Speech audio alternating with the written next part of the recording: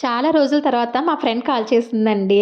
తను అలా ఫోన్‌లో కబుర్లు చెప్పుకుంటూ ఉండగా, "శ్రావణ మాసం వస్తుంది కదా!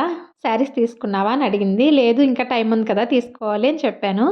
"నువ్వు తీసుకున్నావా?" అని అడిగితే, "లేదు నేను తీసుకోవట్లేదు" అంది. ఏమైంది అంటే, "అంటే మా అత్తయ్య గారు వాళ్ళకి శ్రావణ శుక్రవారం ఇలాగా పెట్టడం అలవాటు లేదట, ఆనవాయితీ లేదట. అందుకే వద్దన్నారు" అంది.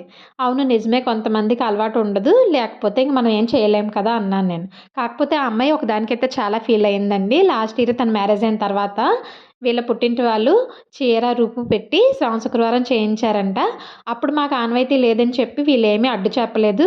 కానీ ఇప్పుడు వీళ్ళు కొనాలంటే మాత్రం మాకు ఆనవాయితీ లేదని చెప్తున్నారు. అదేదో అప్పుడే చెప్పొచ్చు కదా! అప్పుడు వాళ్ళు చేయించడం మానేసుంటే నేను ఈ ఇయర్ ఎక్స్‌పెక్ట్ చేయను కదా! అని ఫీల్ అయిందనమాట. అంటే పుట్టింటి వాళ్ళ నుంచి తెచ్చుకునే దేనికైనా ఆనవాయితీ ఉండక్కర్లేదు కానీ, అత్తింటి వాళ్ళు ఏదన్నా చేయాలంటే మాత్రం దానికి ఆనవాయితీ ఉండాలనమాట.